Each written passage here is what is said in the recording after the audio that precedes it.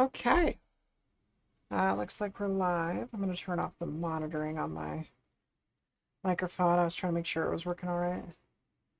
Um, but yeah, we're here. We are live. Let me see here. I'm going to try this.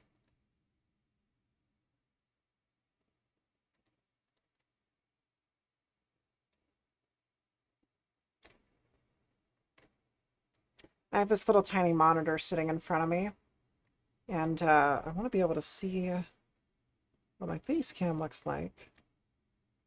But I also want to be able to see my lovely chatters. So we're going to experiment a little bit here. Live on stream, that's the best way to do this, right?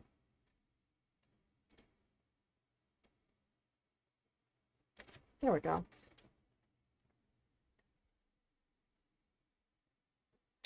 But yeah, I'm live here doing some Warhammer painting. I totally forgot to get water for my paintbrush. So let's go and grab that. And here we've got our minifigurines that we're about to start on.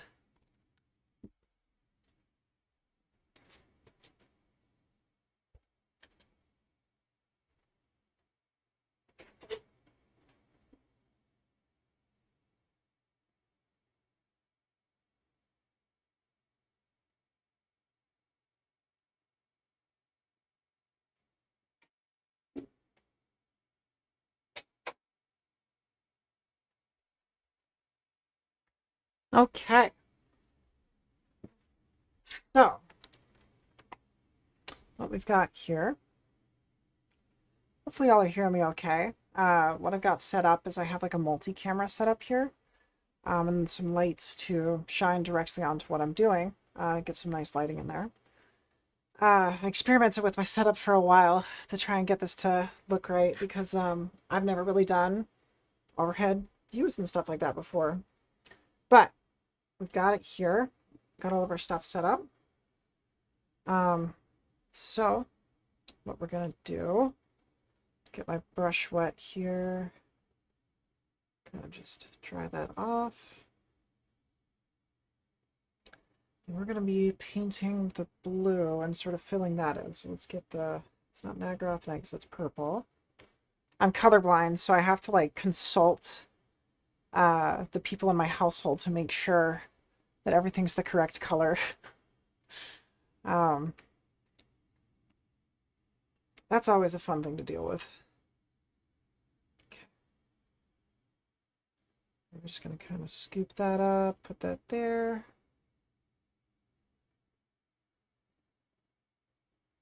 But yeah, like I said in the title and description, this is my first time painting a Warhammer set.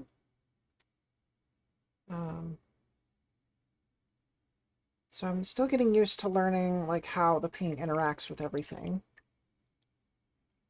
Not super familiar with it yet.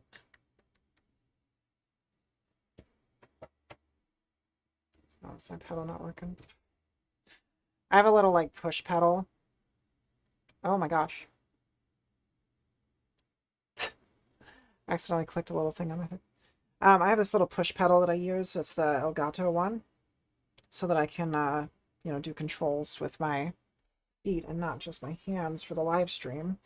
Because sometimes when I do the gaming live streams, I don't want to take my fingers away from my controller and whatnot. But for some reason, sometimes, even though it's plugged in, it'll just not work. And so I just have to, like, you know, unplug it, plug it back in. And that's always fun, especially when I've just started a live stream. But here we go. We've got this little guy. I think I had missed some spots before, so I'll take his little backpack off. Yeah. You can see there's some gray on the back there.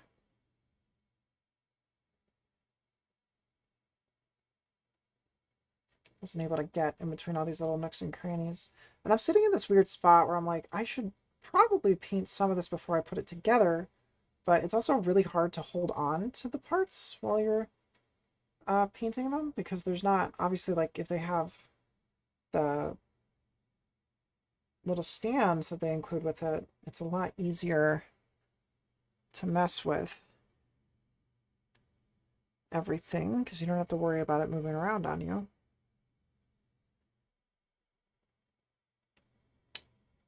Yeah. Make sure that I can see all of my YouTube chat. There we go. No problems there. And now we want to clean up the little spots there because that gold paint kind of spilled over.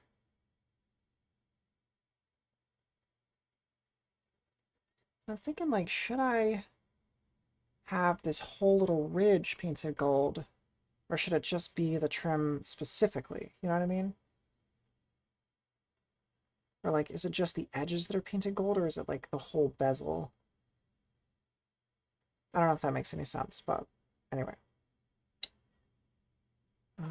But it's also, like, the space that is there is so narrow.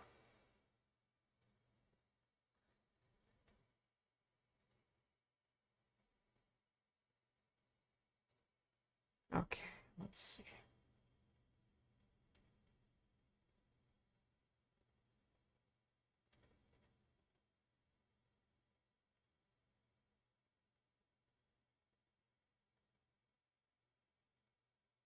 Yeah, because you can actually see there's some blue on the edge there. I don't know if that's, like, really visible to the camera, but you can see that blue right there. This camera's shaking. It is, because I bumped into the desk. Let me actually zoom the camera in just a bit. There we go. That'll make it a lot easier for y'all to see. You can see how, like, on the shoulder pads, there's, like, just that little tiny bit of space right there, in between the top of the gold ridge and then the actual shoulder pad itself. And I'm wondering, like, can I get precise enough with this to where I can paint specifically the top ridge and then get the little edges to all be gold? And we will find out. Maybe not yet, but we will learn. I think I also frayed my brush a little bit. You can see the tip is kind of a little frayed on the edges there.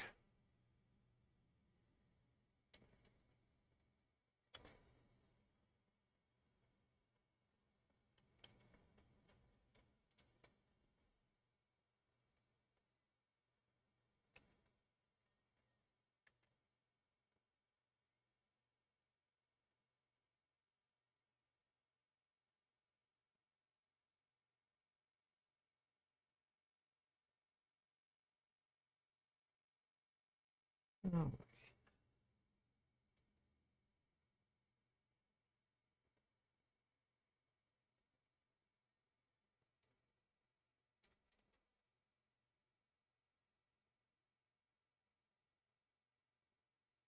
Trying to find a happy medium between, like, leaning and forward of the camera, because I think if I lean, yeah, then you can see the top of my head. But I also want to be able to, like, see everything up close so I can get all the details, because these bitches are tiny. Yeah. That's all working better, though. We'll get the tiny little details in there. Great chatter that was there here during the last stream recommended that I paint this little skull, the fire canister and his flamethrower as gold, and that turned out really well. I love how that looks.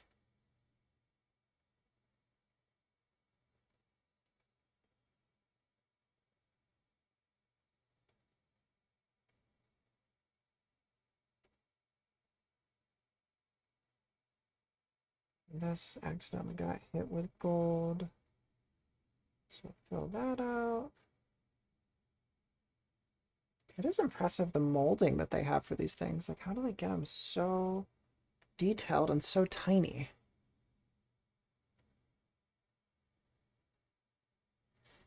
I want to get this little tiny bit right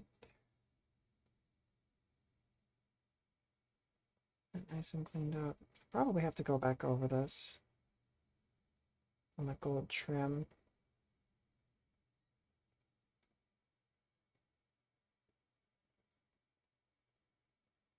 Get it to look nice and pretty, and then we can paint the backpack.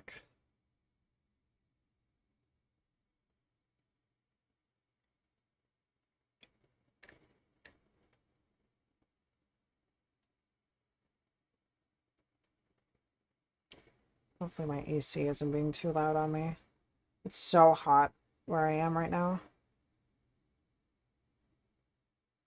Like, it's twilight, so it's not like, or dusk, so it's not like super hot at the current moment, but during the day, my god, it gets up to like 90 degrees nowadays.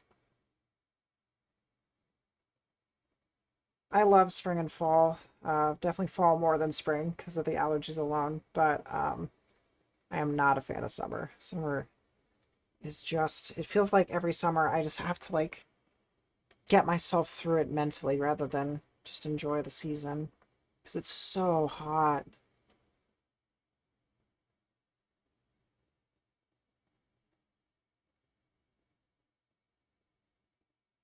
This is what I mean about the not being able to hold it in place. I bet you if there's probably some like tool I could get to just like clamp it and hold it up for me. I'm sure there is. There has to be.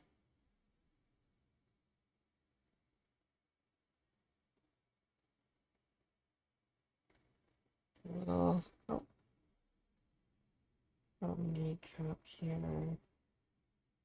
Trying to get the, there we go, around the kneecap to not have that gold spilling over.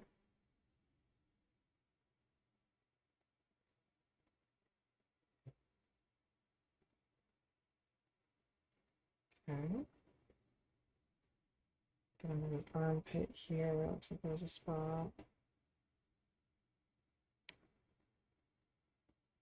There might be a spot on the chest plate, like right under here. It's hard to tell. God. I don't even know that anybody would ever notice this, even if it wasn't fully painted, but I'm gonna notice, so we're gonna make it look right anyway. Yeah, that looks about okay. I just darken my camera down just a hair.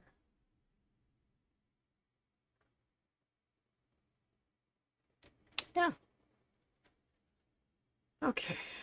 And then I wanted to get the base coat on my other guy here. Got a little fuzzy that made its way onto him.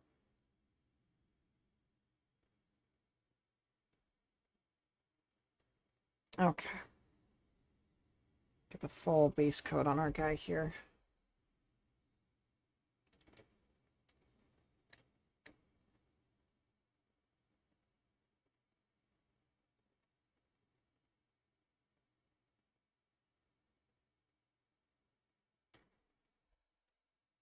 Just slap this coat on. Get it even all over the dude. I've played, I don't have any knowledge on how to play the tabletop game, but I have played some of the video games from Warhammer. I played a bit of Dawn of War, the original one. Didn't get super into it, and I feel like that was honestly just a matter of like, it's just an old game, and I feel like with old games, if you don't have a lot of nostalgia towards them, they probably won't do much for you. So I was talking about this with my girlfriend earlier today, of like how with older games, it's sort of like watching older movies where the pacing can be kind of slow compared to what you're used to, or like there's certain dialogue things that they do differently compared to now, or like things are just more obviously they have better visual effects, and like the camera is able to move in crazier directions because they have better rigging and like lighting and stuff. Um, so you just, you run into that issue of like, I want to watch old movies, but they're so slow.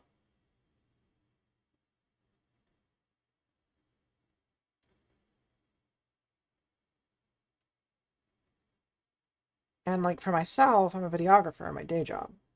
So I want to learn a lot more about movies, and that means I need to watch a lot of them. But the issue with that, again, is you know, some movies I feel like are less, oh, I love this movie, and more an edifying experience of like, I'm learning things from watching this, but, I wouldn't like get excited to sit down and watch like Citizen Kane, you know, because Citizen Kane, amazing movie, like for the record. It's just very slow, um, because Citizen Kane is like the first of its kind. Nobody had ever done it before. The types of camera movements that they have, you know, up until that point with movies, the like most movies were basically just stage plays that were filmed. So like everybody just kind of got in front of the camera, you know, lined things up as though they were shooting a play, and the camera was very wide and like essentially like it was shooting a stage front. And that was how movies were done for a long time. Because that was just what people know. You know, you got to consider that, like, for all of human history, the concept of modern film did not exist. Oh, my panels died. How was that possible?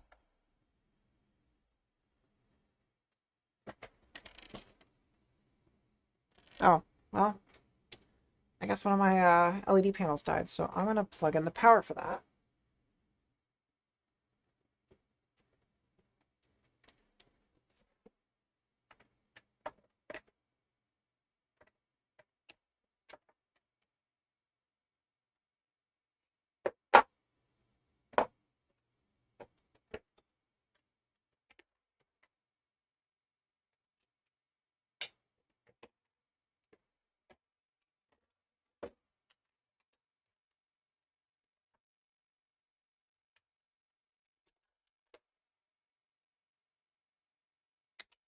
Good God. Took me a second to get to the power cable for it, but certainly don't want to be painting for y'all and have y'all not be able to see anything. But yeah, I'm gonna grab power cable here, plug in the panel.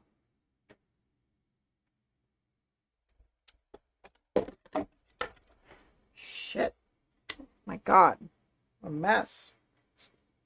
Okay, thankfully that didn't damage it. One of the diffusion panels for the LED panel just popped off.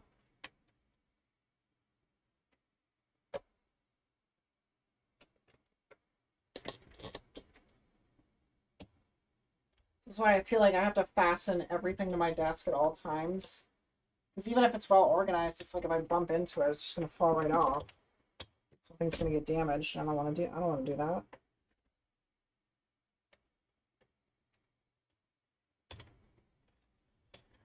Let's see.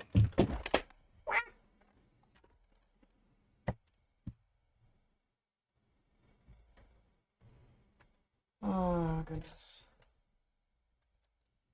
I really have to pull this all the way up. Okay.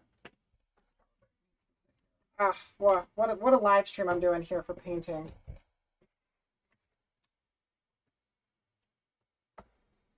I'm sure people are fascinated watching me bring up a light. For fuck's sake. The like cable is like just not long enough to reach the power brick. Hello, Sky.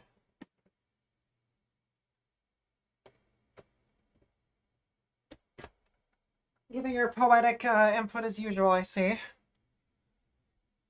Oh, goodness.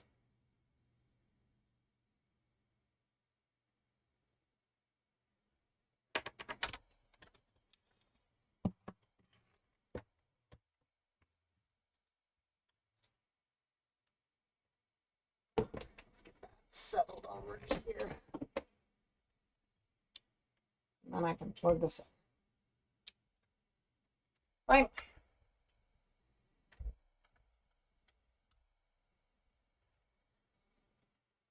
Okay, holy Lord.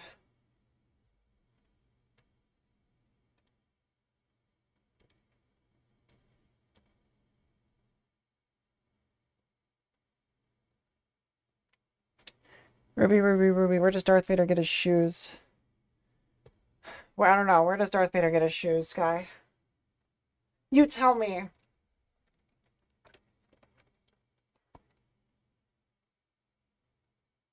At the Darth Mall?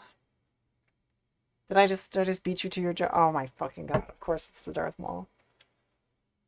And the Darth Maul. Funny joke. Oh god.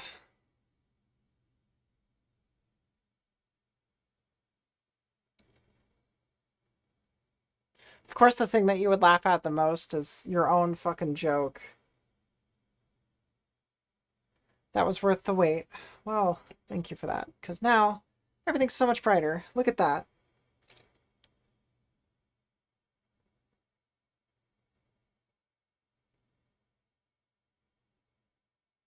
When you said Ruby, Ruby, Ruby, I was just thinking of that, what's that rock song? I can't remember the name of the band, but it's like, Ruby, Ruby, Ruby, Ruby, oh, like that. Would you, oh.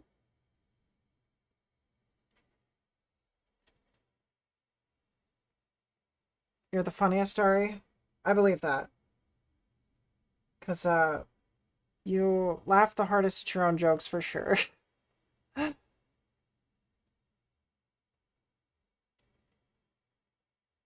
Hound Dog? No, that's not Hound Dog. The name is Ruby. The name of the song is Ruby. It's in Guitar Hero 3.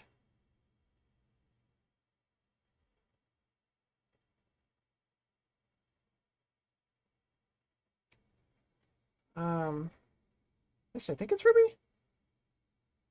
It's definitely Hound. No, it is not. I know it's not. I've played the song a million times in Guitar Hero, you fucking goofball. Um,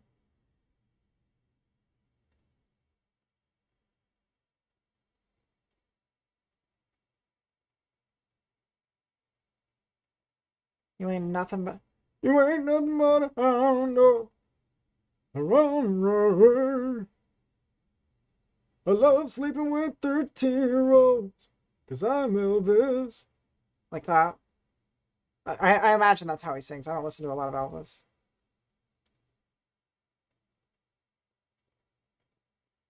Ruby Deaf about said a slur on camera. Listen. You don't need to call me out for it.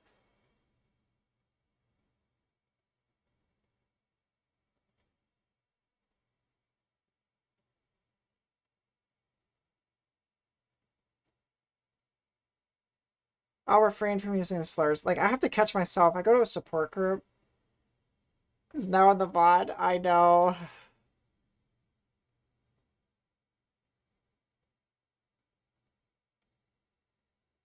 So getting canceled. Oh, well. If somebody clip jumps me for that, then it's like, whatever. I'm not famous enough to get clip chimps yet. Or who knows? Maybe I won't ever get that famous.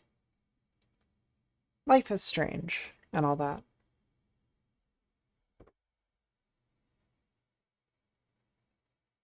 You ain't nothing but a hound dog. Yeah, I know. Like they made a movie, a biopic of Michael Jackson recently. I think called Michael. It's like I'm just not. I don't know. I'm just not interested in it because it's like it stars his nephew, so it's like obviously this is going to have a positive slant on him, and they're trying to bring money back to the record company. So like it's just not. It's not like a gritty depiction of the real Michael, like what his life was actually like. It's just a fantasized version of it.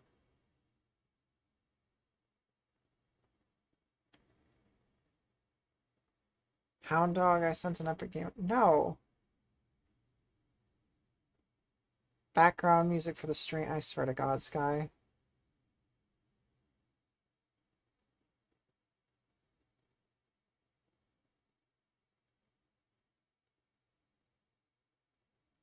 Or like open it, it'll just be like that fucking meme of the girl moaning. I'm outdated memes though. I feel like that was when was that meme a thing? I think like maybe like the 2019? I don't know. I'm old. I feel old. I know you and your brain rot. Don't get out of me like this.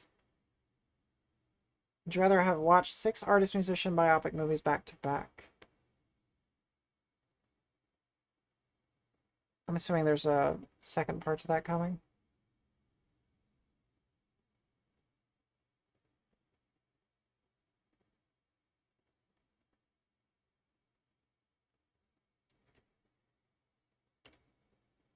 Or watch 6 Despicable Me Minions movies back to back.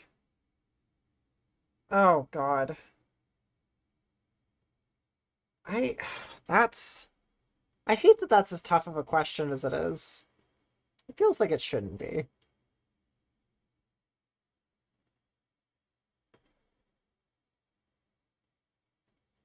Yeah, honestly, I feel like Despicable Me just because, like, Despicable Me feels more...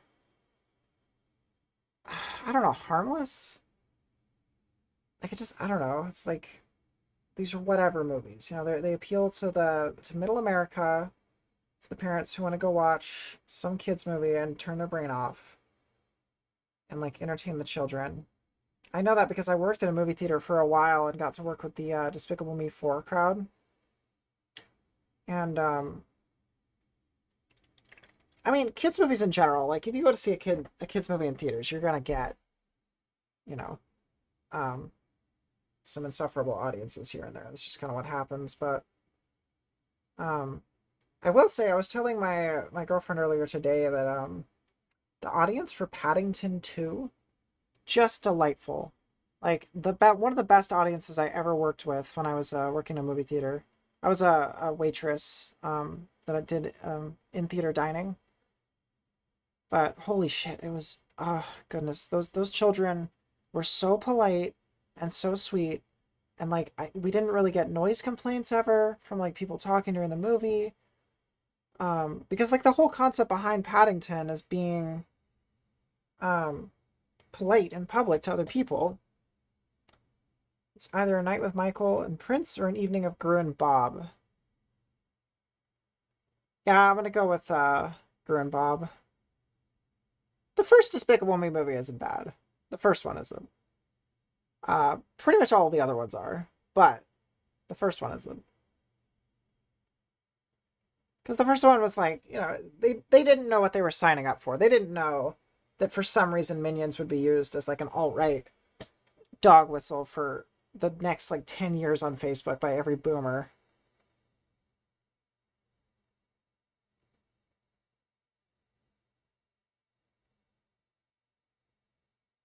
Like I saw some stupid meme that was like, I don't suffer from insanity. I enjoy every minute of it. It's like, what the fuck?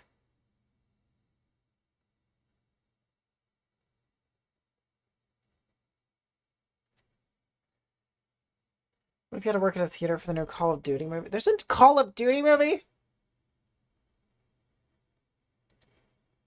Don't tell me there's a... Exercise? I thought you said extra fries. What? What would go hard on a tramp stamp?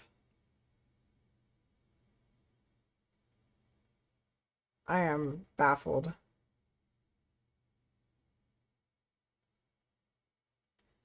Wait, what do you mean it's so out? It came out? It's like a fan movie?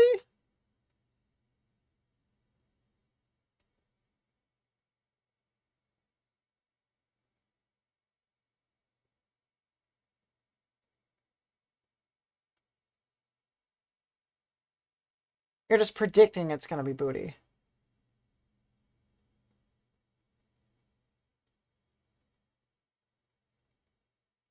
Is that I'm understanding?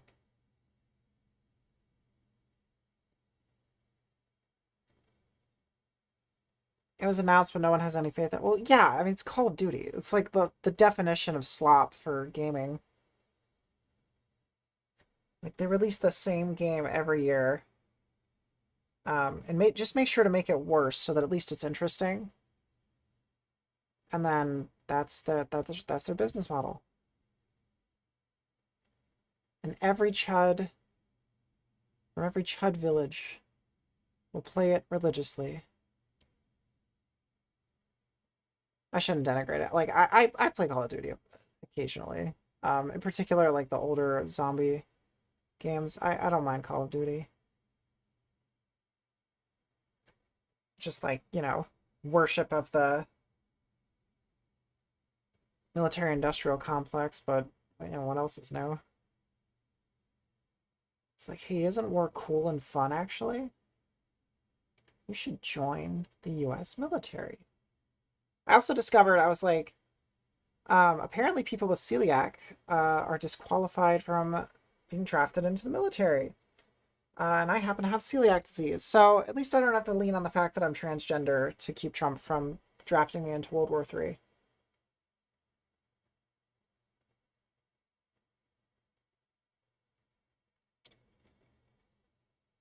More downs in our zombies matches than rounds. I guess I do, Sky.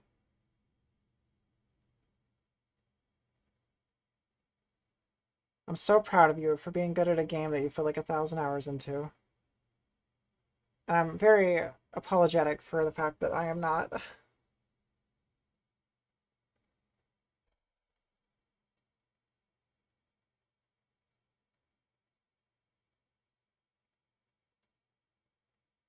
No, give me your sassy response. Give it to me. What do you got?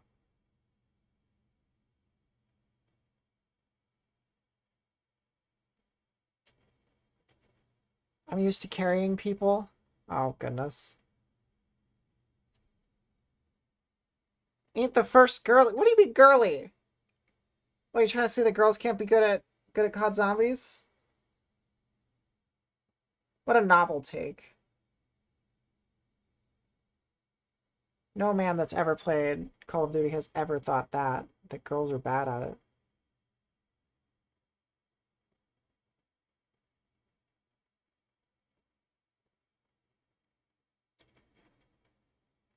You're a girl and you're good at COD zombies? I thought you were gender fluid.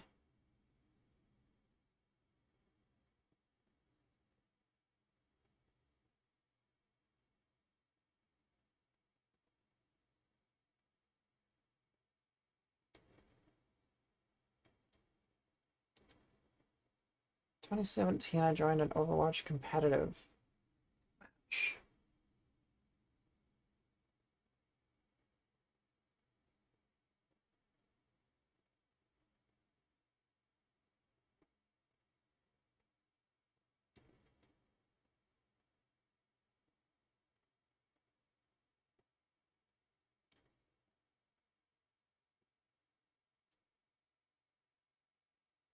I gave one call out as a squeaker. Oh no.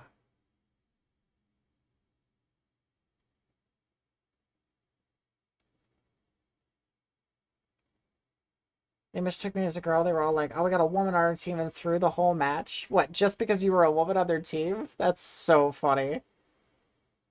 Oh man, I cannot think of more masculine activity. Oh god, they're so emotionally well adjusted. I mean, like, oh, a presence of a woman, we gotta make her lose. Bring her down. Nothing screams, I'm secure in my masculinity more. Bi gender. Why are you saying goodbye to it?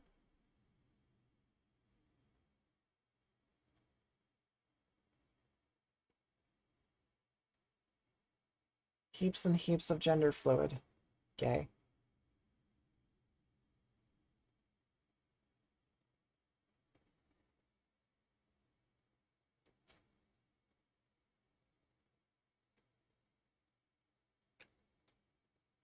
You said you're bi gender, so you're saying bi to gender.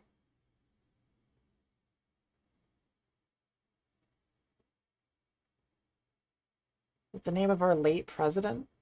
What? What? Biden gender? Oh my god. Late? He's not dead yet. I mean, he basically is, but he's not actually.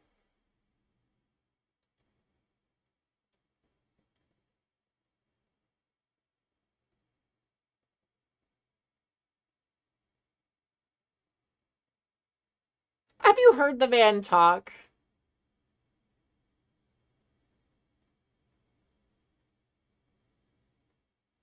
Like, I feel like Biden's previous term could be like qualified as like, I don't know, uh, what's it called? Elder abuse. Because that man was barely conscious.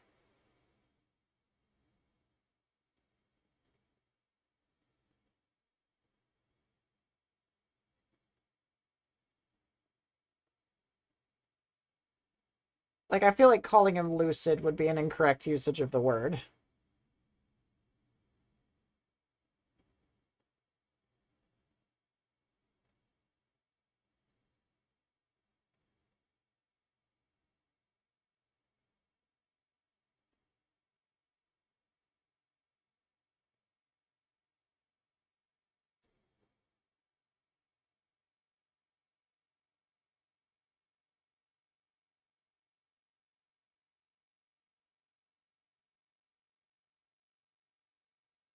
Yeah, my man's is like only partially alive.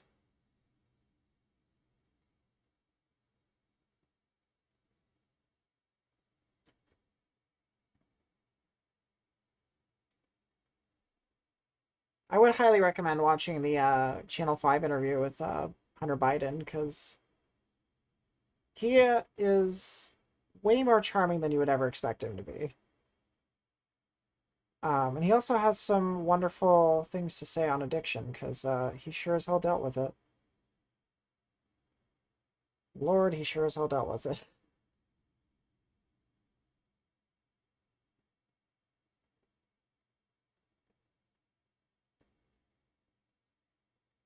Because they're just like, I don't know, people were complaining about him doing all these drugs and stuff, and maybe it's just me, but I just do not care if somebody does illegal drugs. I literally do not fucking care at all.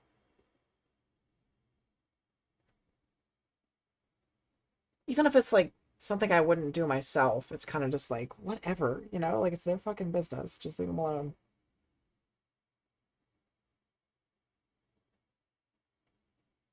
My mom bought a Kamala Harris bisexual mug and I can't stop crying. What? Be brave like Hillary Clinton and is the whitest liberal trash mug you've ever seen. Oh, yeah, 100%.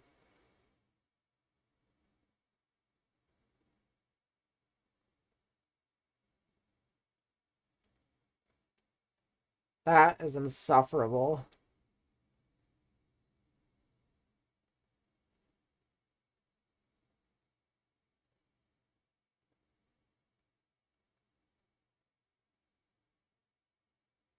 It's like, oh, she's so brave. Killing all of those brown people in the Middle East.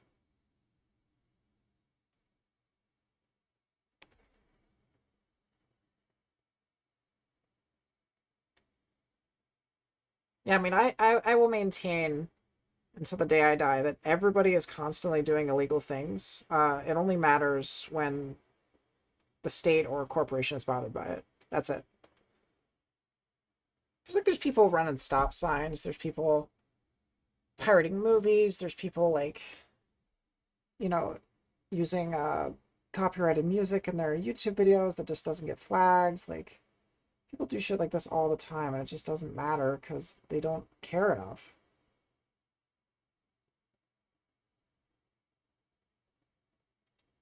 So it's like if somebody's doing illegal drugs, I'm just like, what? Who cares? Like, honestly. Like, sure, if they're like, I don't know, on the pulpit, like, zonked out, maybe don't give them more of the reins. She still believes in democracy? Oh, okay. Are we gonna take the stream this way, Sky? We're just painting Warhammer figurines. We're gonna be talking about neoliberal white people.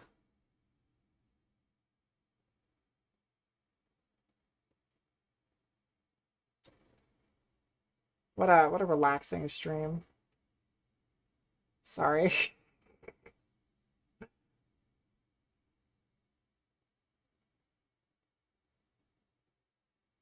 Um, let's see. I feel like I cannot get underneath that space in between the gun and his body. It's like, how do you even get a brush back there? Like, I can kind of get it, but it doesn't quite get all the details.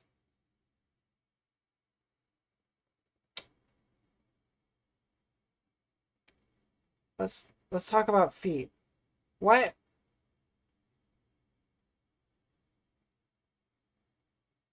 You cannot? I can't get behind the gun?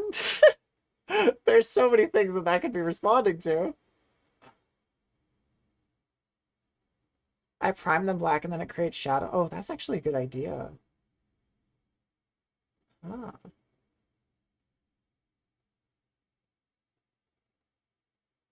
100 Oreos or feet. What on earth? What is this? What is my chat doing?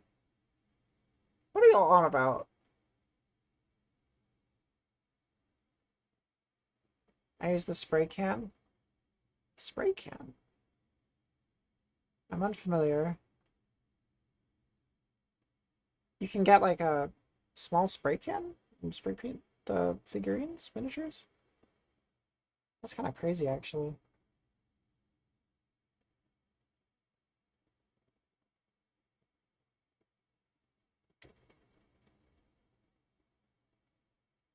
Citadel is primer spray. Got a whole process to this.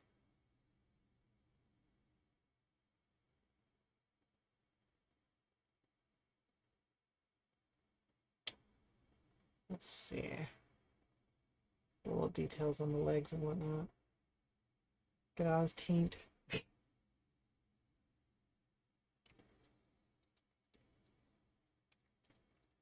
You attract the type of audience you attract. Oh, don't put this on me. Get out of here.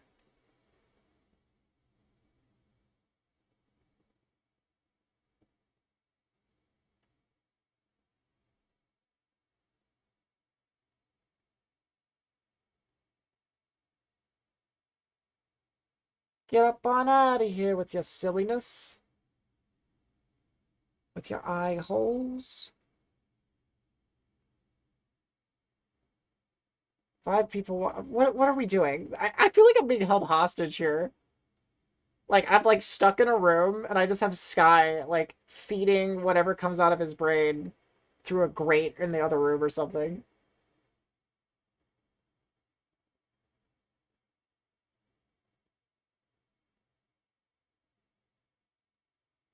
It's like that sequence in, what's it called? The Walking Dead, where they put Daryl into the holding cell, and then just, like, play kids' music or something on repeat, just to, like, psychologically break him.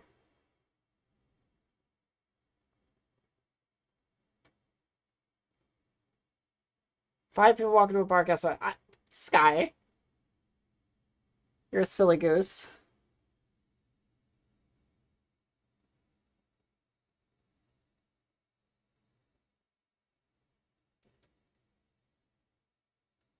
Easy street, they all like feet.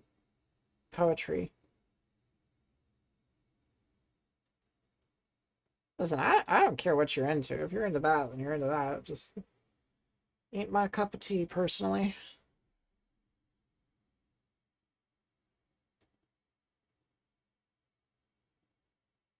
You gotta pay to see these. See these gams. For anybody who's watched my Resident Evil 7 video, there's like a bit in the end, towards the end of the video where you can see my feet because I was sitting on the couch in the background. And just as a joke, I just decided to blur my feet out. Just thought it would be an entertaining little detail. Yeah, I've been having like a crisis recently where I'm like, um, I've heard the mantra before of like, if your videos aren't getting many views, then maybe you're just not making good content. And like, I feel like that's mostly true, but good is like doing a lot of heavy lifting there, and that the content, like, it has to be like, good for algorithms, I guess is more so what they're trying to say. Because there's plenty of content out there that is not good, that does very well in numbers.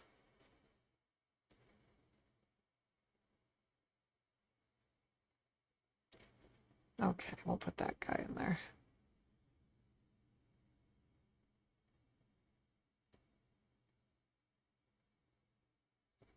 I didn't even paint the backpack.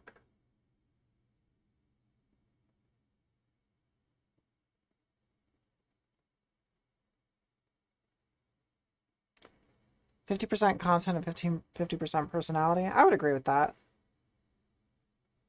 Well, it's like there was a great Hank Green video. I don't remember what the overall subject was, but he mentioned streaming in passing, where he was like, streaming is one of those things where the ceiling, the starting point is extremely low, but the ceiling is unbelievably high. Like, somebody's ability to carry a stream and be entertaining for long periods of time is legitimate skill, you know? But, you know, all it takes to stream is a good PC and internet connection and a microphone. And maybe a camera, depending on what you're streaming.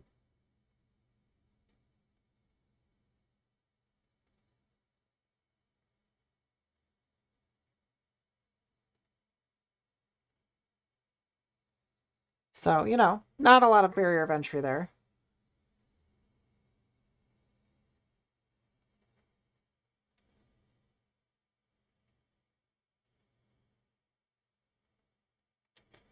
Ah, I should wait until the paint dries on this guy, but you know what, we're gonna send it.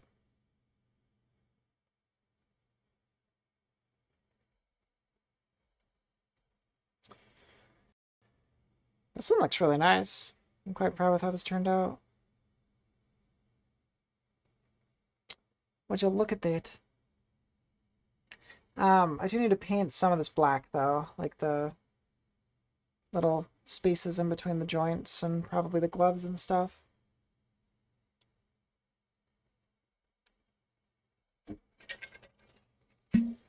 Where's Darth Maul get his shoes? Oh my god. Sky, I'm being held hostage in chat here.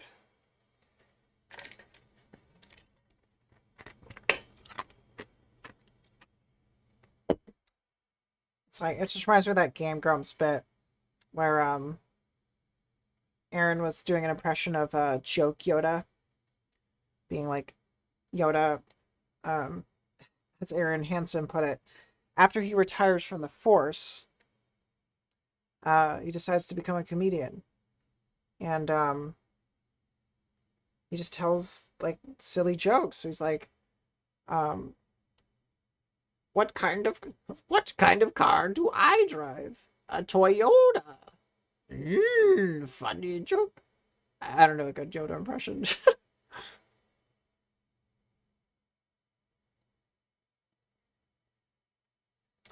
I have to keep remembering to keep the model under the camera.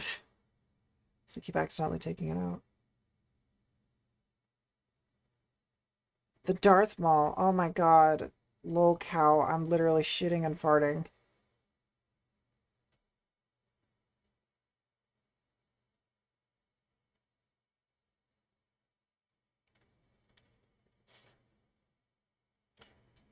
That's one of my favorite phrases nowadays. I shitted and farted. She's shitting and firsting, everyone. Okay, buddy. Okay, buddy guy. Gotta shake this up.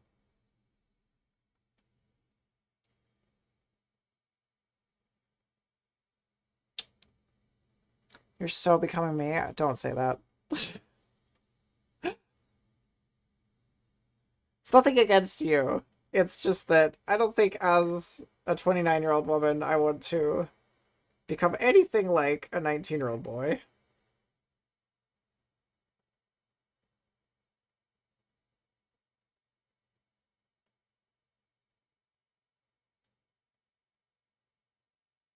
Oh, I'm sorry. Are you 20? Wow, you're so old. Oh my god, I'm so proud of you. You're so grown up.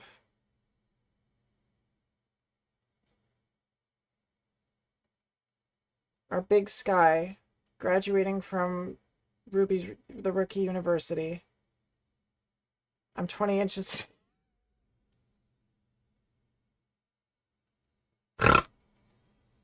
That's so stupid. Oh my god.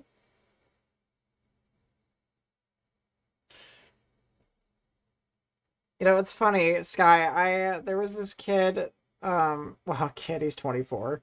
There was a younger guy, that he was in one of the local film discords that I'm in, for videography and stuff, and so I was giving him some pointers on camera things and stuff like that, and his name was also Sky.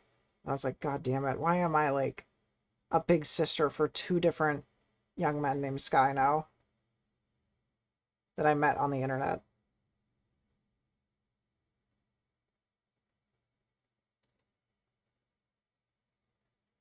Okay, I like how that turned out. Um, I do need to put together some of the other ones. I also need to like clean up the gold on this guy, but I'm kind of like, if I have the blue out, it takes a minute for me to like clean off the brush and then swap to another color. So I'm like, maybe I should just keep painting them blue and then move on once I'm done. It was me on Alt.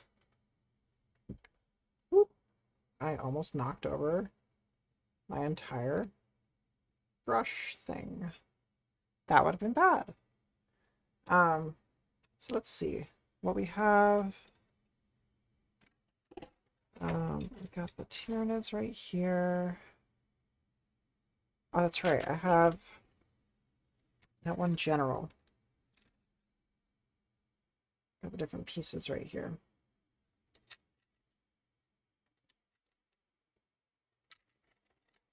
Is this the...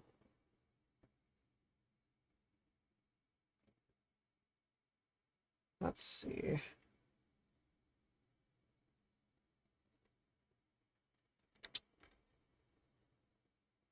I should probably get out the instruction booklet. I don't think I'm gonna be able to do this correctly.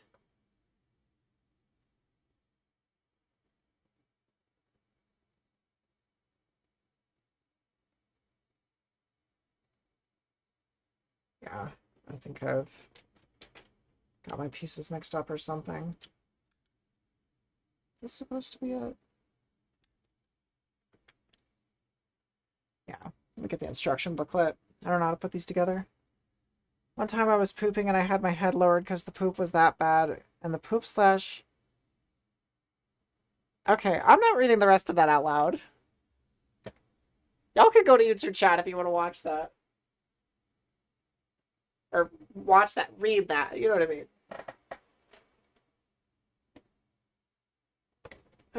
Okay, look at the instruction booklet out.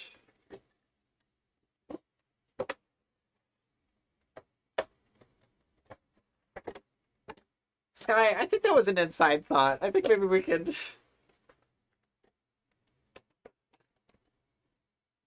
Maybe we should have left that one in the chamber.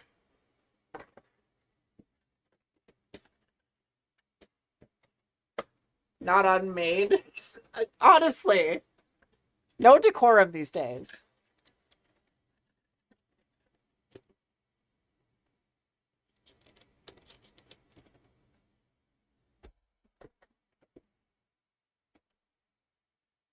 Okay. So, to put this shit together,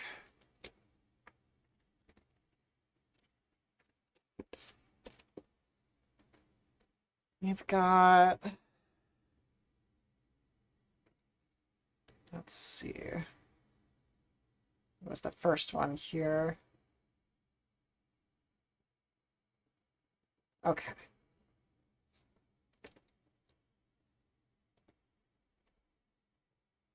Can you complain about more about movies? Complaining about movies. Well, I can do that for a while. The most overrated director. Oh Lord. Honestly, I need to watch more movies to like fully say that, but probably Zack Snyder. I think Zack Snyder would probably be my pick if I was to choose anybody, because like my God. And like he's one of those filmmakers where he thinks of like a cool moment in his head and like everything is working backwards to reverse engineer that moment existing. And like you can tell in his final products. Like you watch Batman v Superman and like they're so cool, moments in it. There's not cool scenes, but there are cool moments.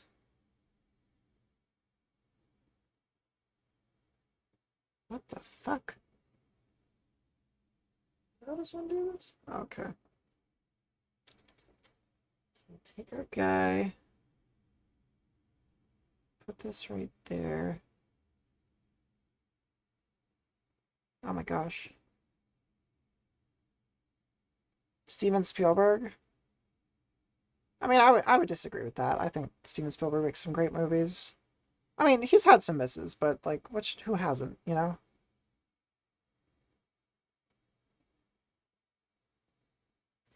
Like, E.T. is fantastic. Jaws, Color Purple.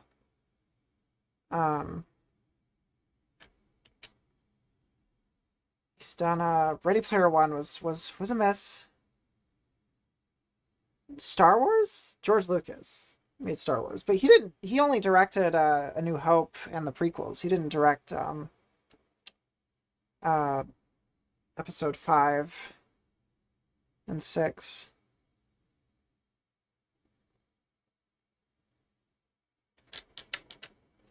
Did I do that incorrectly? Does he just have a big old gun? Oh, okay, he's got there's like a strap holding the gun on. I was like, how does he have that just hanging off of him?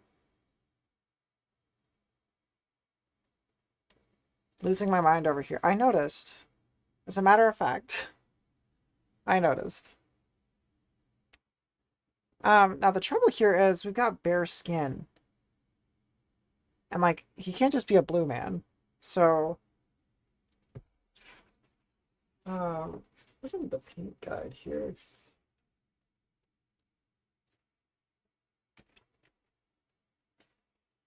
There's no... I guess there is Wraithbone. So, like, some of the non-colorblind members of my audience can tell me, does this color look like it could emulate human skin tone? Like, on his head? Because I feel like it probably could. Wraithbone? Okay.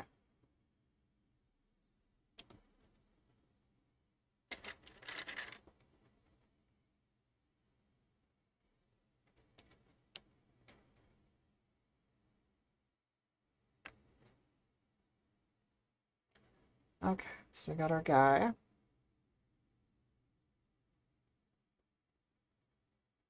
It looks gray to you. I know it's gray. I mean, what color should I use to paint his skin, like on the head? Which I believe should be this Wraithbone color.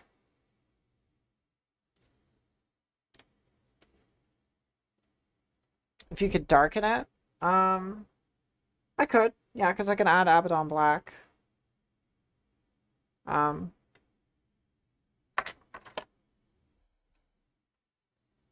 I will be back in just a second. I just need to get some water for myself. But yeah, we've got our little general here. Probably be like, I don't know, 60 seconds. I'll be right back.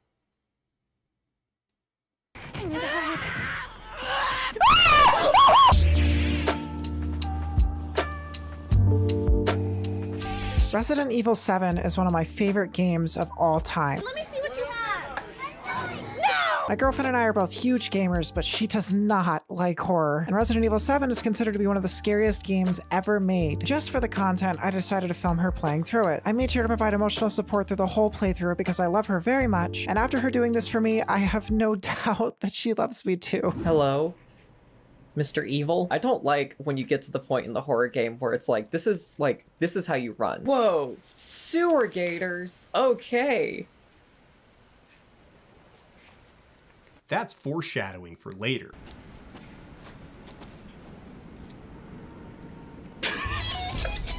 They were just having a cookout that went a little crazy. They wanted to eat the cows.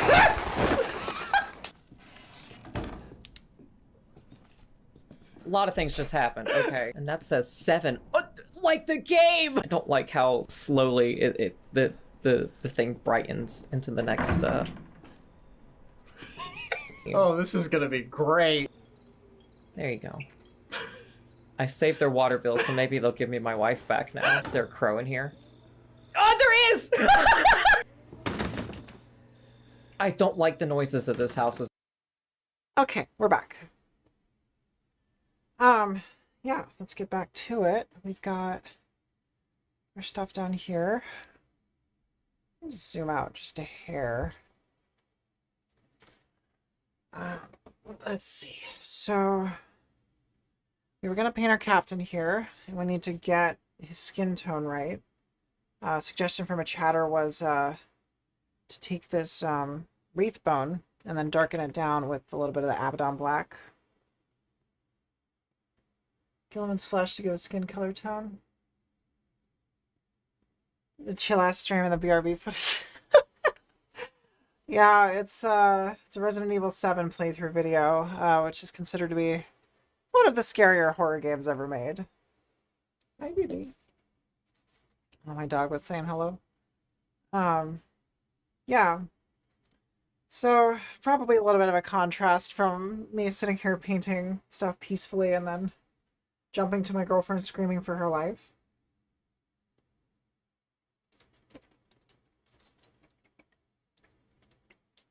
Show us the dog.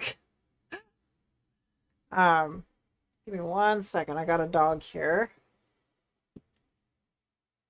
Let me see. Oh my goodness.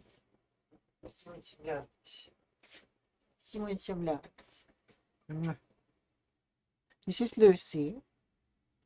She's a big fluffy baby. Yeah. She's an old lady. She's turning 11 this year. And you can tell. Not through her looks, but through her sass. God, she's a sassy girl.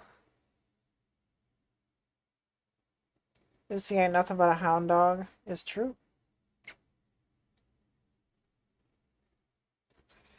Goodness.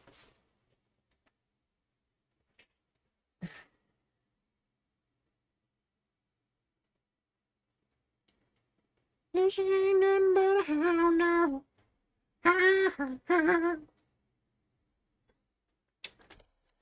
Yeah.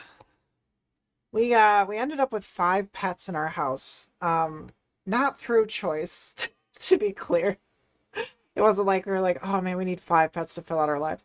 It was that I had Lucy when I met my one of my partners, who's my legal wife. And then they had 2 cats when I met them, and then we moved in together. And then later on, we moved in with our mutual partner, who also had 2 cats. And so now we have 5 animals in our house. Oh, hey, gaming. Sorry, I'm looking at both YouTube and Twitch chat. So, lot of creatures. It's a little bit hectic in the house. I think I didn't get this quite dry enough because it's like, you can see it's receding from the water cohesion.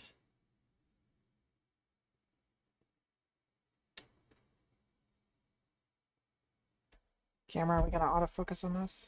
Okay.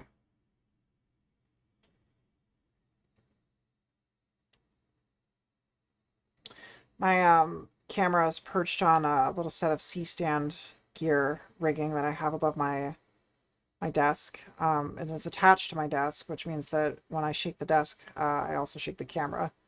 Which I'm gonna revise. As I'm like doing this stream, I'm realizing that every time I bump into the desk, it you know, it shakes the camera.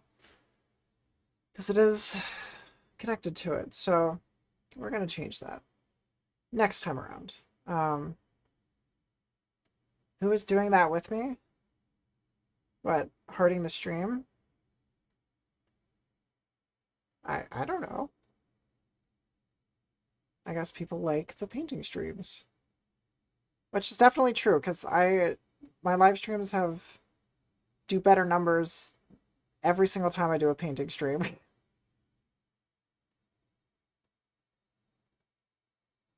Apparently this is what the people want. Who am I to deny them? I'll try to do them more often. I just have like a very insane work schedule because I'm a gig worker. I'm both a EV tech and a videographer, and I work for a large EV company.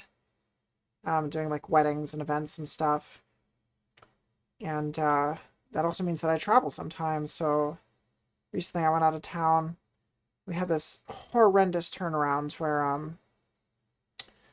because of the venue that we were at, they kind of stuck me in a position where I had to, me and a crew of guys, we had to take down all the equipment that we had from Sangeet. So it was an Indian wedding, and Sangeet is like a family gathering that everybody has the night before the wedding. And it was in the same venue, but a different building. So it was like one big campus, and it was like a stable place. So there was a refurbished barn that was made into a big old venue. And the venue, I guess, didn't want to staff past a certain hour. So the event ended at like 10:30, 11 or so. And then, oh my God, Sky. This guy's just crashing out of my chat on YouTube. And then we had to break down all this equipment and then be back at the venue at 5 in the goddamn morning to set everything up, even though we finished at like 12:30. So we like effectively didn't sleep because we had to get back to the hotel afterwards, you know, which is it's not a long drive, but a 15-minute drive when you're that tired and like having to come back in a few hours. It's like you basically got like a 2 or 3 hour nap, you know, it's not actually sleeping.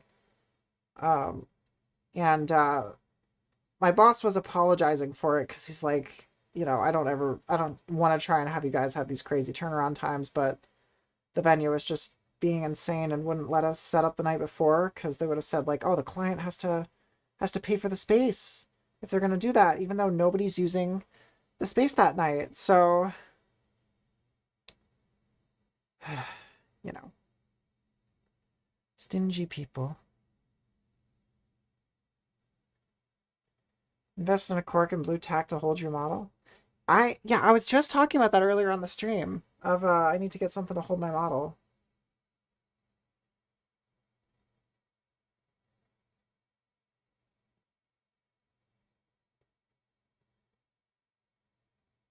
So that's good to know that that would be what that is. Yeah, and as I mentioned in the description and title and stuff, this is my first time ever painting these models, so I have no experience. The fucking manager would not let him in. I mean, I don't know. It's like, you gotta do what you gotta do. It sucks, but it is what it is, because it's like, if something happened, and they did something bad in the theater, then he would be held responsible for the fact that a 17-year-old was let in. And, like, it sucks. It's annoying, but it is what it is.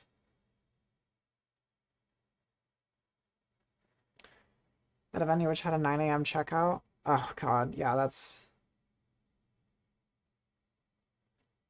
Yeah, like, because it's like you go to a wedding, when you go to a venue like that, and it's like, dude, everybody's getting smashed the night before. You know they're getting smashed the night before. And now you're going to make them wake up after going to bed at probably midnight, like at minimum midnight, with a huge hangover to have to like then pack up all their stuff and haul ass out, like, or pay a whole extra night. Like, nobody's going to pay an extra night, so then you just leave with unhappy customers. Like, that, I don't know. Let's if they had no wedding or bookings that evening. Oh my God. Yeah, see, that would drive me crazy. That's what I hate about, like, corporatized businesses like that. Or at least, like, I don't know, maybe it's small business practices as well, but it's like, if you go to a small enough business with, like, decent, just, like, family-owned, whatever, usually they're gonna be like, oh, it's fine. You know, like, who cares? But you go to some corporate shit, and it's just, like, a policy that somebody has to follow, and they'll get in trouble if they don't. So, and of course, like, the person making the rolls is some pencil pusher that lives, like, 2 states away and, like, never uses the actual venue, probably hasn't been to the venue in, like, a year.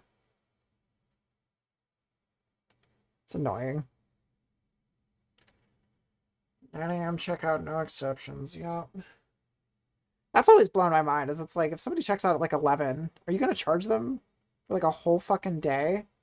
Because, like, some hotels, man, you can spend, like, into the thousands. But even, like, cheap hotels, you know, you'd be spending hundreds of dollars. It's like, if they're 2 hours overhand, are you going to charge them, like, $300 just for 2 hours where you're not losing any money? Like, ugh.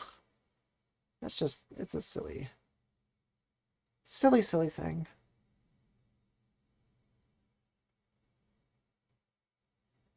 £200 for a room I was in 8 hours. Oh my god. Yeah, that sounds about right. Especially depending on the location. I don't know if it was in like London or some larger city in the UK, but yeah, they do not cheap out on those things. I'm in a lot of hotels too because of my work where I just, you know, we go to random places. Like we went to DC, which was a hell of a trip last year. And I got very unlucky because my appendix decided to burst while I was lifting a 50-pound light up a ladder, no less.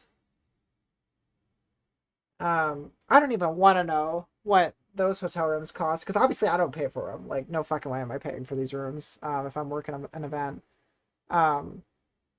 Unless, like, I'm the contractor. But in this case, I was one of the techs working for the contractor. And it was in, like, I don't know, Upper West Side, DC, which is a crazy nice area. So those hotel rooms very well could have cost like $500 a night. I'm like, oh my god, $500 just to sleep in a fucking bed, and you had to pay for the Wi-Fi. That blew my mind. I was like, dude, I wonder if the rich taste like chicken. Like, if you're charging people $13 a day to use the Wi-Fi for the room that they already paid $500 a night for, oh my god. A very relaxing stream, isn't it?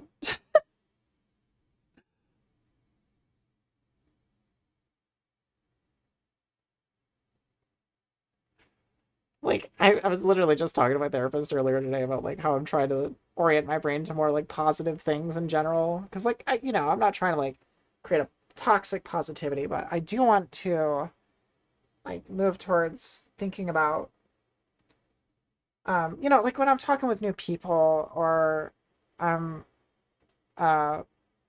just out and about, I want to try and, like, orient my brain towards more positive things. Or, like, if I'm playing a video game that's frustrating me, like, I just don't want to play it because it's like, what am I doing? You know, video games are supposed to be fun. Why would I continue to use my time to do something that's making me upset?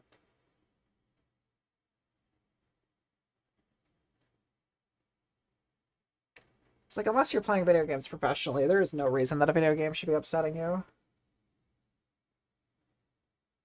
And I know it happens. Like, shit happens. I'm not putting myself on a pedestal. Don't get me wrong. I have gotten very upset at games that I should not have gotten upset at.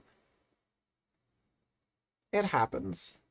But it's more like, I don't know, I guess afterwards, try to reconsider. Like, what am I doing here?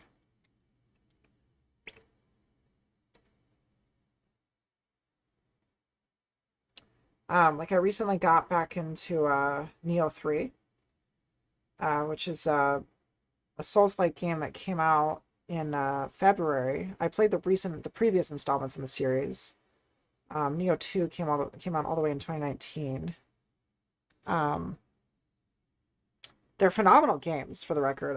If people here haven't heard of them, Nioh. That's how you spell the name. They are absolutely beautiful games. They have phenomenal gameplay. The second and third one are very different. The first one, if you're gonna play the first one, I would play it before you play any of the others, because the second one was basically just like everything that the first one had to offer, but better. You know, like, they just improved all the mechanics, they improved how everything functioned.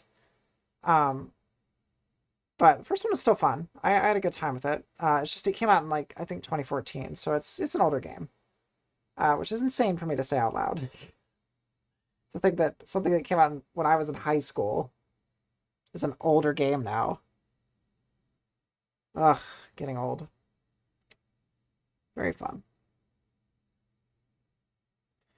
But yeah, cannot recommend the Neo series enough. I hear you once and don't overbrush your layers will be smoother. Relayer once the first is dry. Oh, okay. I will keep that in mind.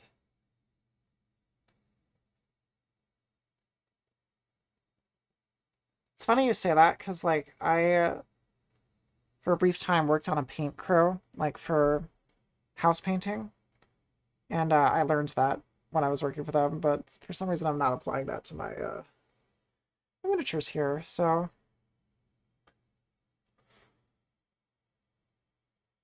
I might play Resident Evil Requiem later tonight on the stream. I'll be doing this for a little while though. So, you know, don't hop out thinking I'm done. But I've been meaning to finish that game, and I was watching a video recently of like the different playthrough of Resident Evil 4 by a very wonderful creator that has inspired a lot of the editing style that I have called Pong Sifu. He is a variety gaming creator that makes these unnecessarily elevated edits of him playing through games where he just adds little like funny memes and stuff into the gameplay. And like he has no reason to go this hard on the editing. Like it takes some legitimate skill to do some of the edits that he's doing. But yeah, he inspired my style a lot. And I don't know. I don't know if I'm gonna how much I'm gonna continue making the gaming videos. I do want to, but it's also like it's one of those things where my heart has to be in it. You know, if I'm not fully enjoying myself throughout the process, I'm just gonna burn out and just not want to do it anymore.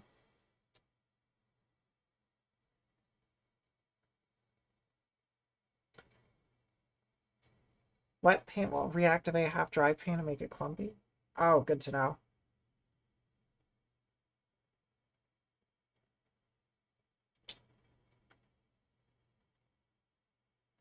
Yeah. I also, in the spirit of positive thinking, I did this a few years ago, but I just got off of like social media, to the extent that I can. I mean, I'm a videographer, so I have to post some stuff. There's no way around it. But I have elected to only use Instagram on my desktop because I find myself much less likely to like, you know, whip out my phone and just scroll just like out of muscle memory. Because that was something I noticed I was doing when I was using a lot of the social medias. Is like every moment that I had available, my brain was just like, monkey brain need dopamine, and that was yeah. And I would just go and reach for my phone and just start scrolling. And you know, it's probably partially I'm responsible for this, and like that my algorithm is crafted around what I engage with. But I was getting a lot of like doomer posting. Taking social media to a desktop is a great idea. Yeah, and like honestly, if you can get away from social media, um, like to the extent that you only need it on your desktop, you don't need any of it on your phone, do that shit. Because like I have to use my social media on my phone sometimes because of my job. Um, but right now what I do is I don't scroll. Or at least I try not to. I do catch myself doing it. Um, and I only post, and I don't really interact with anything beyond like DMs. Like sometimes my partners will send me Instagram reels. Being able to take the internet everywhere has absolutely led to problems. Yeah, it's like as a creative too, I've run into the issue now as well where you know, a lot of creativity happens when you're bored. And when you're never bored, because you're pulling your phone out for every moment that you have, you don't try to entertain yourself with your brain. And that's an issue that I'm running into is I'm like, I need to let myself be bored. And with as somebody with like really bad ADHD, Lord Almighty, does that take some fucking willpower. Let me tell you. It is not fun, I'm gonna be honest. But it's gotten easier over time. you know, it's a skill you develop. Got my water here.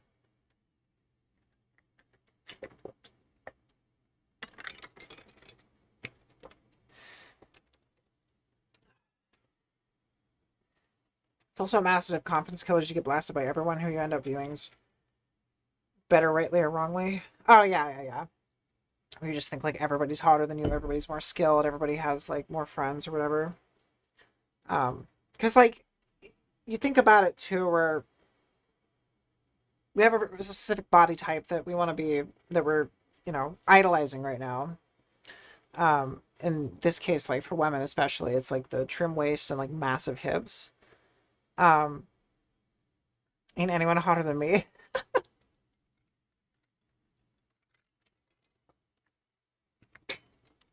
It's like you got 8 billion people on the planet.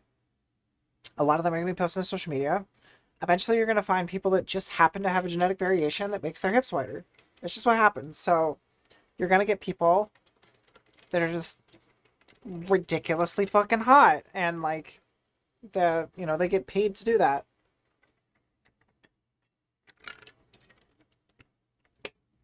So, you know, thick, right? Well, it's like, you know, I'm working on myself. You know, I'm trying to. I definitely have more muscle than the average woman, at least in my upper body. But you know, keeping a boom, trying to get that lean beef patty look. You know what I mean?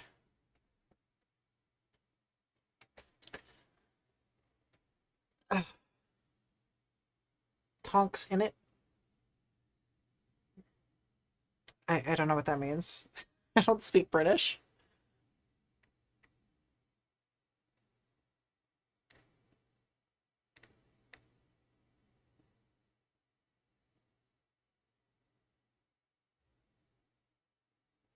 Tonk shredded. Oh, thank you. I try to stay in the gym.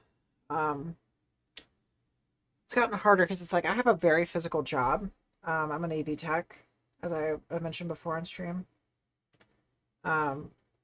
Which means I lift a lot of heavy shit like all the time. I'm lifting like super heavy lights up ladders and you know, there's like in order to mount our trusses, which are these big old metal frame posts that you can mount things to. In order to set them up, you have to put them on this big old truss plate, which is just like a flat sheet of metal with some pegs on it to connect the thing. And they have to be heavy because you don't want them to fall over. So they weigh like 100 pounds a piece. Because they're holding, you know, on the top side, they're holding like 200 pounds of lights. So like they have to be heavy as shit for safety, obviously. But that also means that me and my coworkers get to lift 200 metal plates, 200 pound metal, not 200 pound, 100 pound metal plates on a regular basis, which means I get them lesbian arms. Which, let me tell you, lesbians love it. They love the muscularity, them lesbians.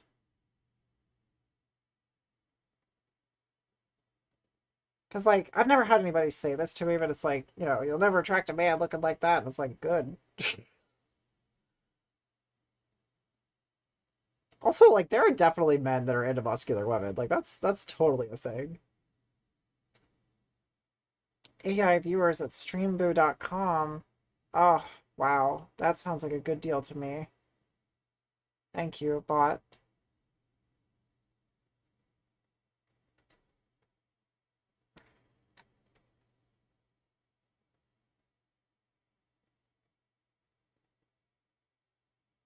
Oh. Yeah, I enjoy Olympic lifting a lot. I used to do it a lot more, but nowadays I just kind of do it to the extent that like I'm doing progressive overload, meaning like, you know, gradually increasing my weight over time. So, you know, I do the 3 Olympic lifts of squat, bench, and deadlift, which I really enjoy doing. If gym does not have free barbells, like I ain't using that gym. It's just a part of Part of what I do.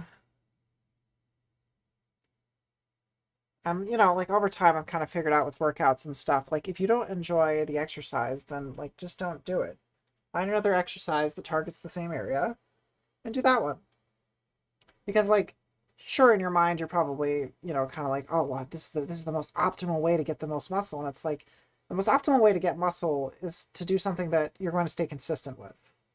Because like, sure, if there's another exercise that you could do to like get more muscle in the long run, well, like, yeah, it exists, but it's like, what? You don't need to do that one specifically.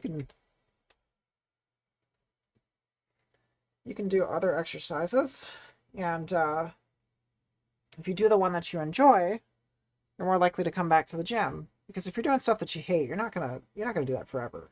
You know, you might be able to put up with it for some time, but eventually you're gonna burn out on it.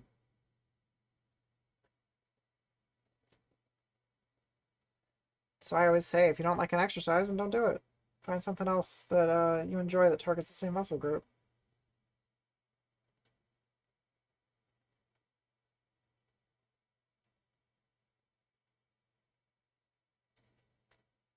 Get shredded, mate.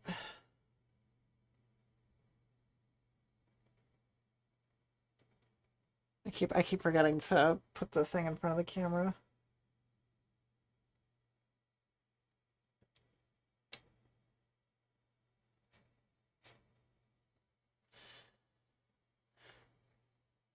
Okay, I think I got everything on that guy. There we go. Because I don't need to paint the face yet since we're doing that Abaddon. Gonna get in a little groove there.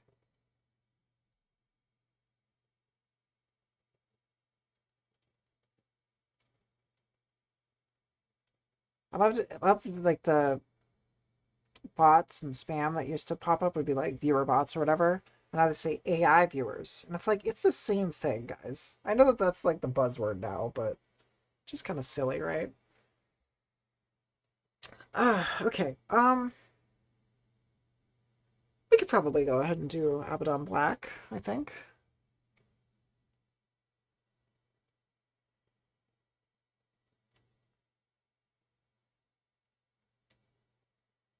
Go ahead and shake up that one. I think at 8:45 or so.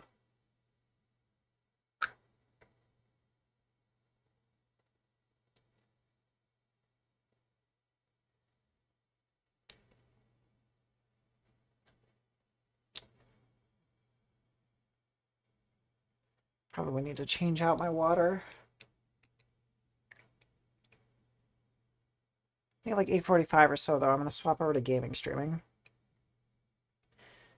Oh God. Okay, I gotta like. I've been doing like voice training recently, and I've realized that like I start to stop supporting my voice over time, and then it causes my throat to get stretched out. I'm like, I gotta stop doing that because I'm gonna fuck up my voice, and that's not good.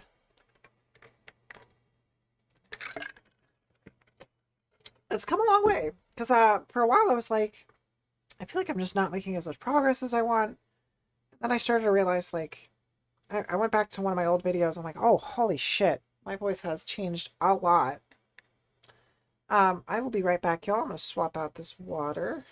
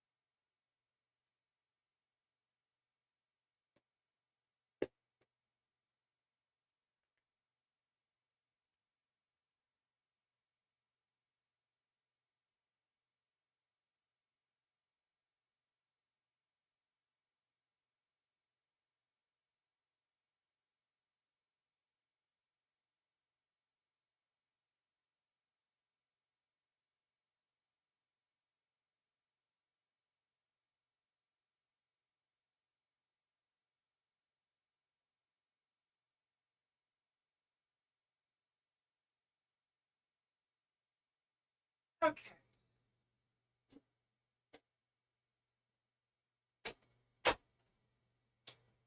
I am returning. Lost a bunch of viewers. Drink the paint water, it gives you paint skill XP. I prefer having brain cells that are functioning. Controversial a take as that may be. Especially for Gen Alpha, am I right?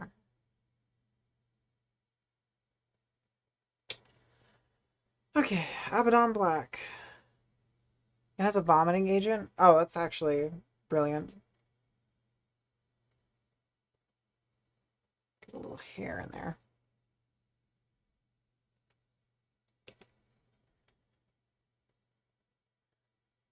I know, like, for Nintendo, they, put that, material or whatever on the Nintendo Switch cartridges that made them taste disgusting so that toddlers wouldn't swallow them. Which I think is brilliant. Like, that's honestly fantastic that they do that. Mini moon ago. There was a chap who came in every Friday and drank a whole pot of Chaos Black. Wait, do you work at a hobby shop or something? That is disgusting, man.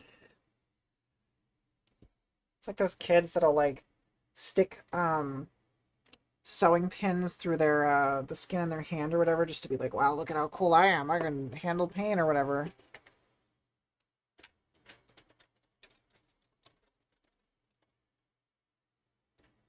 I did many moons ago. That had to be an interesting experience. I feel like if I worked at one of those shops, I would be dealing with men constantly that are like, a girl that works at a hobby shop? Oh my goodness. I will never recover. Skill issue if you didn't. Skill issue if I didn't work at a hobby shop?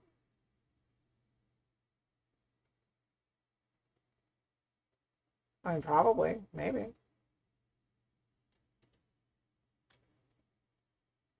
Hobby pins in hands? Oh. I mean, like, I could do it. I did it once, but it's like, what's the point? After you do it once, it's like, who cares? Because I was just like, I wonder what this feels like. And then I felt it, and I was like, oh, that's nothing special.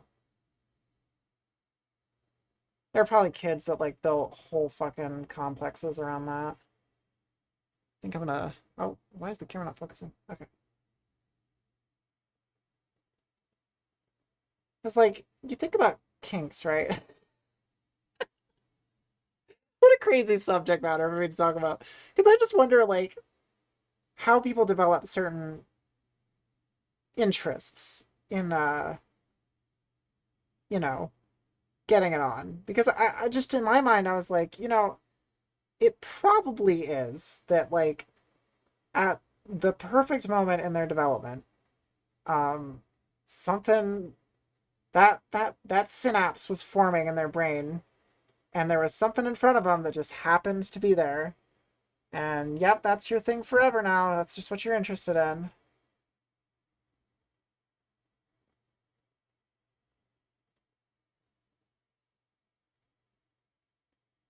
Oh god, this is so precise. Oh my gosh. Trying to get like the... I think I'm just gonna kind of get sloppy with it and just make sure I'm covering everything. And then just come back over it with the blue, because there's really no way to like be perfect with this. Overloaded stimuli is the general agreed reason for developing preferences of a certain kind. Because that would make sense. Hey, yo! Fuck your life. Bing bong. What you gonna say to Joe Biden once he gets in the Oval Office? Hey, baby, take me out to dinner. Hey, yo! I love Side Talk, man. That show is so funny. You get blasted when you're receptive to it. Oh, my dog is begging to be let back in. Give me 1 second. I'm gonna run and let her in. Child of God, you were the one who left. You exited the room. Now you want to be back. Yeah.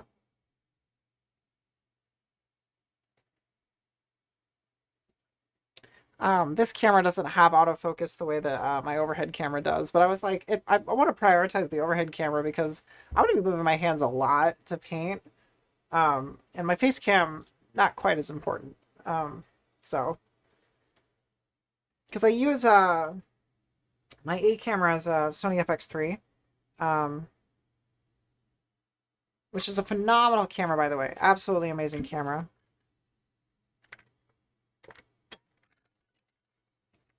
But it's expensive. And I have to have 2 cameras because I shoot a lot of weddings.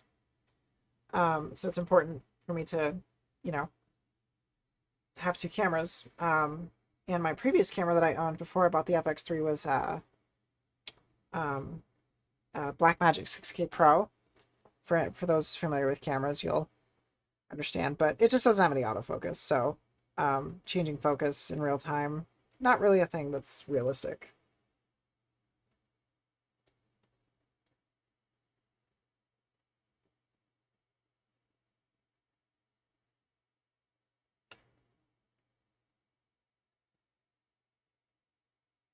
Oh, excuse me. Oh, sorry, y'all. I should probably paint the gloves black now, because that would make sense. I feel like. It's just the fingers, maybe. That's gonna be a precise fucking thing to do. Yeah, I'll paint the fingers black. It's like they're wearing gloves, right? Underneath the armor. And then we'll paint back over it with the blue to make sure nothing is black that is not supposed to be.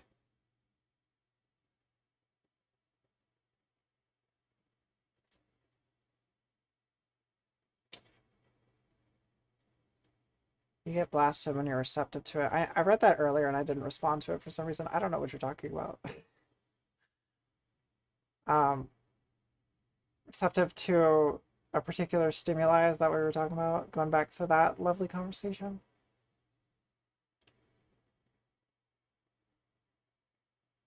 Alright, I'm hitting so many things I'm not supposed to be hitting right now, but...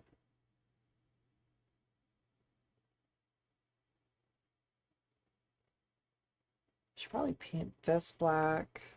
Why is it... camera. Paint this black right there. I don't know, the igniter on the flamethrower, I guess. That makes sense to be black, I think. Because it would be like burnt and charred if you're using a flamethrower, I imagine. That's the one. Like, honestly, you know, the adult nature of it aside, I am actually fascinated by people's interests in that sort of realm. Because, like, it's just interesting to think about, you know, of like how did we get here? Like, this all started with like a random set of amino acids that eventually formed a cell. You know what I mean? And then eventually the fish came out of the water and now we're here.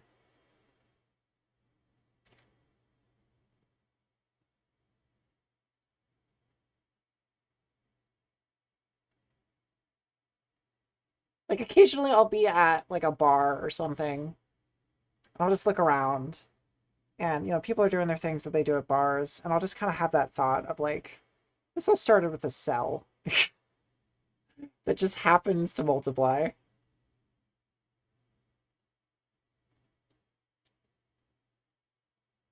Just by some cosmic fuckery of a combination of amino acids. Now imagine? What am I imagining? Tell me I got that fish in me.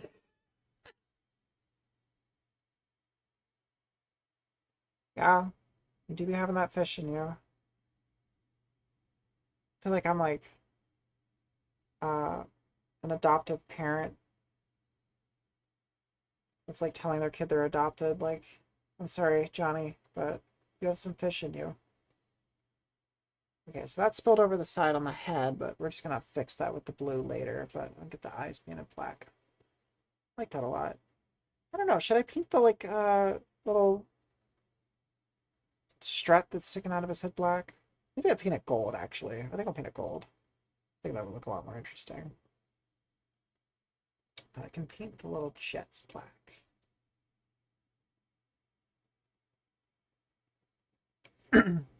Evil sheep has sent the baby to sleep, which means I can sleep night. Okay. I assume that means that you're logging off for the night. So, nighty night, Parsons.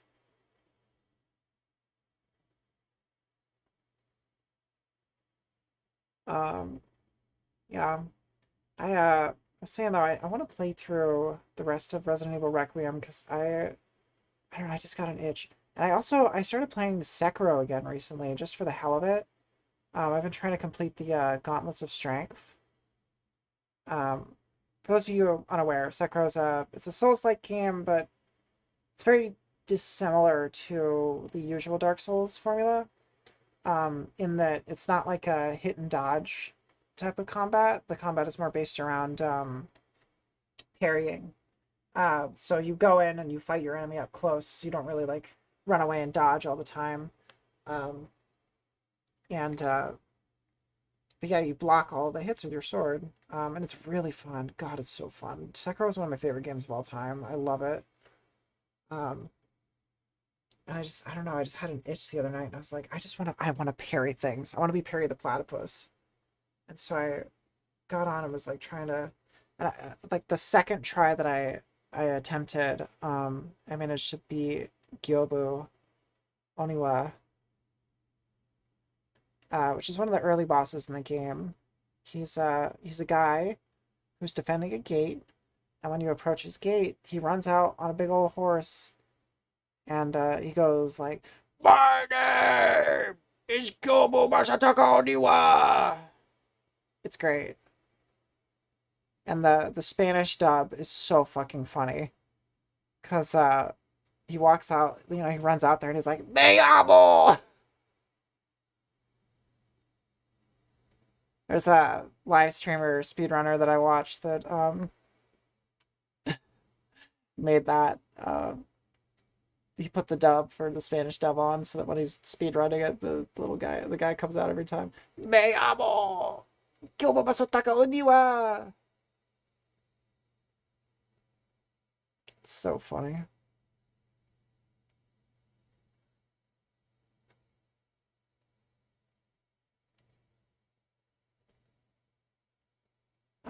I don't know what else I want to paint black. Because I kind of like what I got right here. I think I'll paint this little rounded area on the backpack gold. Oh, you know what? I could paint the holster black. And the gun. Maybe I just paint the gun black just to make it stand out, because the holster would be the same color. I don't know.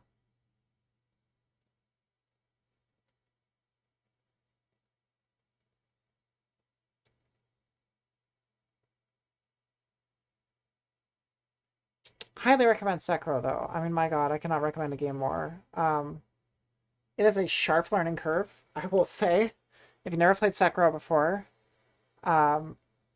you will have some trouble for the first little while, but it is one of the most satisfying experiences of my entire life. Like, as you start to learn how to play it better and like get better at parrying and stuff, oh, just mwah, chef's kiss.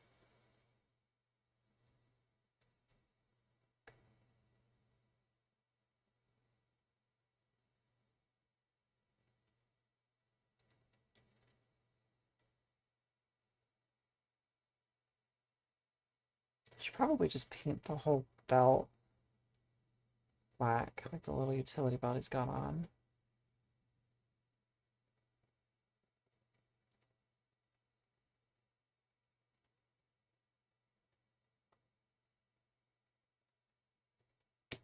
Oh my god, how would I even get to this? Like the space in between his fucking gun. Oh, it's so narrow.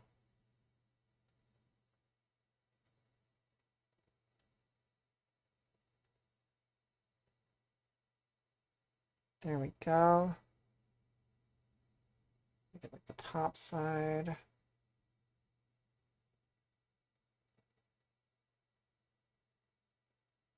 And we'll come back over this with another coat of the blue to refine the edges that are not supposed to be black. Maybe I'll paint that little pipe black.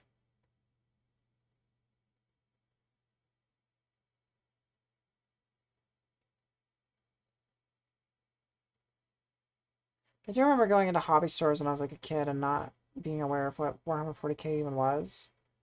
And just like looking at the models and being like, oh my god, this is really cool.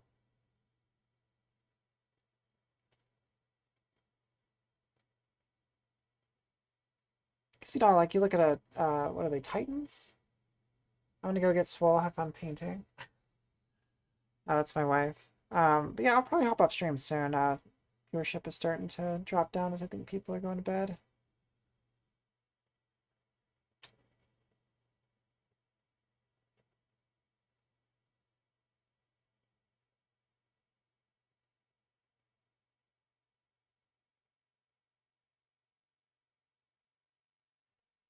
Also, my wife is fucking hot. They go to the gym and they get swole. Let me tell you, having a swole wife, happy life.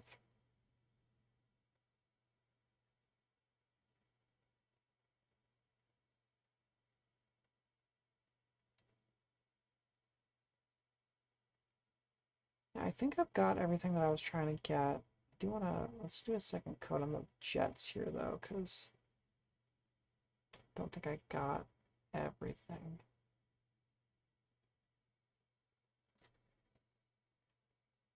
I have to keep reminding myself to make sure that my camera is actually capturing what I'm painting. Because sometimes I'll like kind of bring it back closer to my body and then like, oh shit, nobody can see what I'm doing. That kind of defeats the purpose of the stream, don't you think?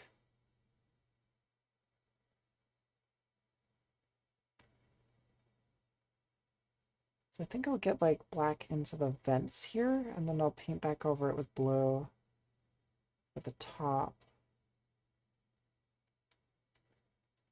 This will probably have like barely any effect on the overall aesthetic, but I kind of want to do it. Get some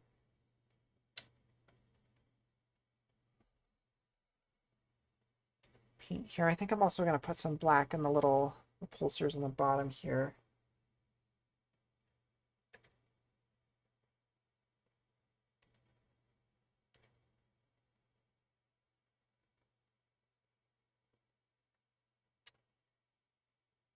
In every fandom where you have a lore that is meant to be a commentary on the abuse of power, you will always have people that do not quite understand that. Helldivers is a great example of that type of community. It's like, Super Earth is America, and they're parodying the fact that, like, they call it freedom when they're, like, blowing up planets and killing everybody on it so that they can take resources.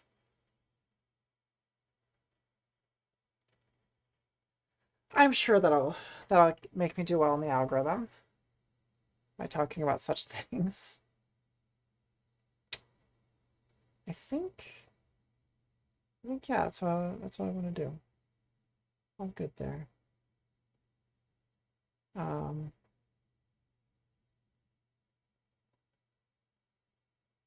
there's a little spot on the bottom here. I'm okay with spilling over because, like I said, I'm gonna come back with the blue. Fix them up. Okay, last figurine, and then I'll end the stream once I'm done with this guy.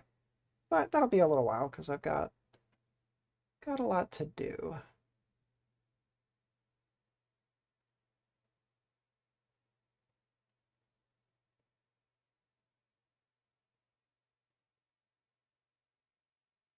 There was a song that I got stuck in my head recently by Sean Tobin. And the title of the song is Grandpa Was a Liberal. And it's like, you know, talking about the fact that, like, there are a lot of boomers that definitely are not a fan of what's going on right now. And in his case, his grandfather was, you know, a union man and understood the value of his own labor and didn't care what other people did with their lives. It was just kind of like, you know, it's land of the free. Let people do what the hell they want. Not a very hard concept to understand. But the song was like, Grandpa was a liberal, so was Johnny Cash. Don't you cross that picket line, blue-collar Democrats.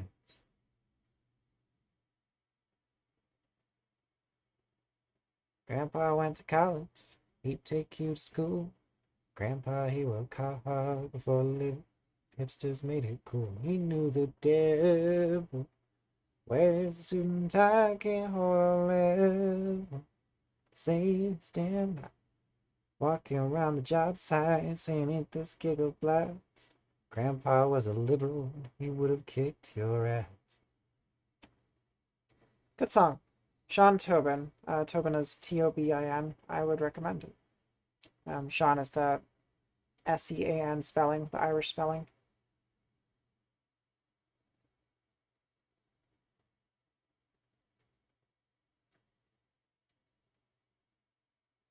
Let's see.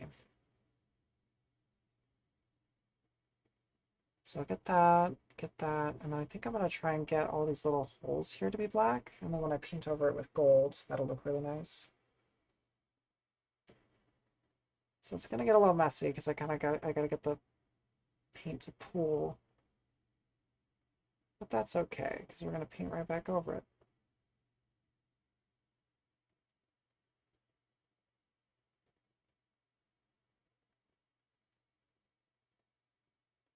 Sometimes I think about doing live streams where I'm playing guitar, but I'm also one of those guitarists that I never really like.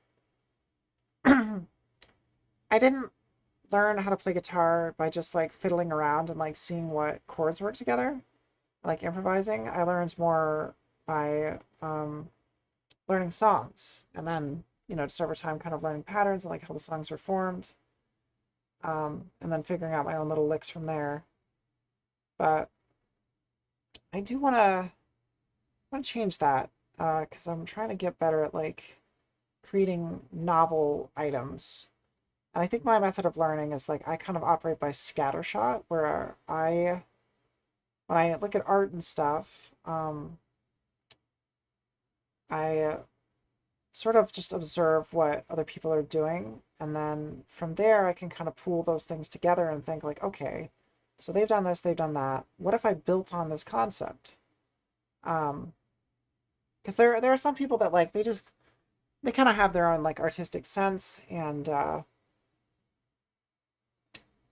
they don't necessarily need to, like, you know, if they want to make movies, they don't need to watch a shit ton of movies to know what they want. But I feel like a lot of times that ends up kind of just being a coincidence, where it's like, oh, this person never really watched movies, and then he made this like amazing film, and it's like, well, I don't know. And a lot of those directors are usually one-hit wonders because I feel like the fact that they landed on something novel is usually just on accident, and they're not going to be consistently creating novel concepts because like they might not exactly know what's out there, and they just happen to create a concept that does well that time. But you know, you got to be able to sustain that skill, because there are so many times where I'll write a script or I'll come up with an idea for a movie that I want to do, and I'll kind of tell somebody about it, somebody who's like a film buff, and they'll be like, oh, it's just like X, Y, and Z movie. And I'm like, oh, so somebody's done this before, or at least done something similar enough. And then I realized, like, I just need to watch more movies. I really do. Because I'm a videographer, a filmmaker. And I think I need to just watch more films so that I can just kind of see what people have done in the past and either build on it or get inspiration to create something new entirely, you know?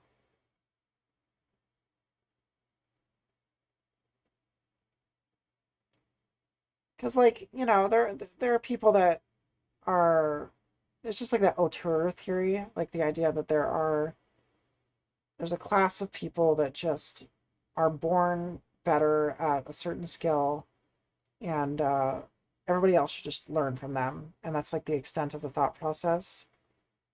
And I just don't believe that, because I feel like talent is not really a thing. I think that people are predisposed to, like, you know, being good at something. But I think that honestly just comes from them, like, by pure coincidence, you know, building on skills that they didn't realize were going to be related to their later career, but were building on it. Like, for example, if a writer,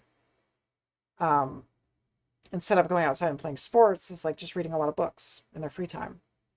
That's like, well, they were learning. They were building that skill because they were reading all these books and kind of like getting better at understanding what people are making out there. So when they go to write books, they have a lot more ideas in their head because they have experience with it.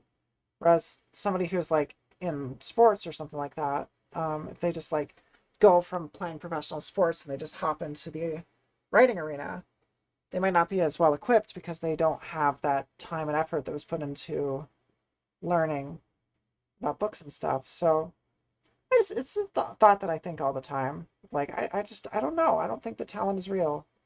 And I don't think that that's cope either. I think it's, you build skill over time.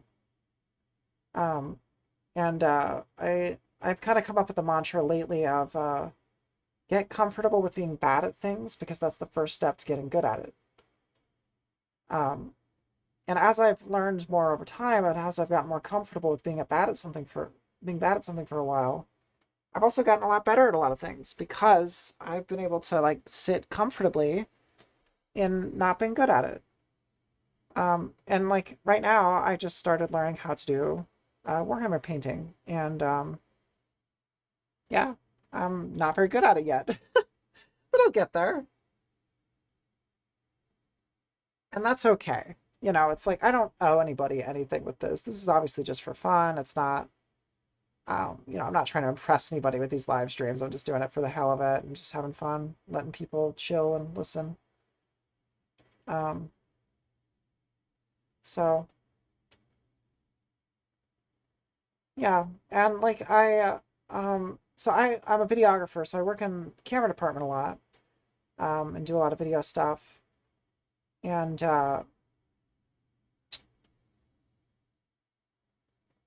because I've been wanting to make a film lately, just any short film, even if it's a documentary, it doesn't matter what it is. I just want to produce a film so I have something under my belt. Um, and with that, I have learned that I am not a very good writer. I just don't have a lot of experience with it, and I want to change that. And part of me for a little bit was like, maybe I don't want to invest all this time because I want to specialize. You know, I want to be good at videography and stuff, and then I can take somebody else's vision and bring it to life. But I'm like, you know, I should probably still learn this craft, because like if I end up directing projects in the future, I want to have a good understanding of all the different steps of production, and one of those is the writing process. Because knowing how the writing functions allows me to better direct things overall, so that we lead to something that contributes to the writing rather than is just like, you know, the writing is just like standing there on the sidelines, I guess. I don't know. I don't know how to describe it. Anyway, alrighty. Well, I got the black coat on there, the base coat, so we're gonna... Oh, I forgot the eyeballs. How could I forget The eyeballs.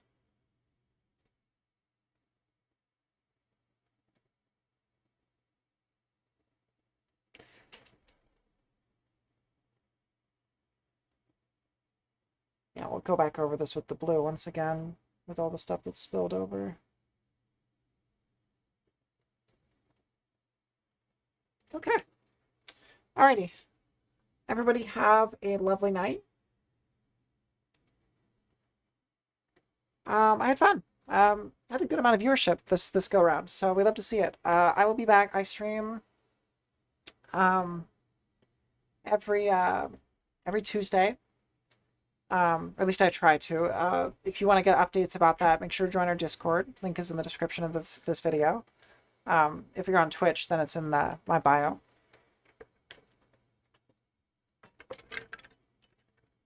I also post in my YouTube community posts to give updates. So, alrighty. Y'all have a good night.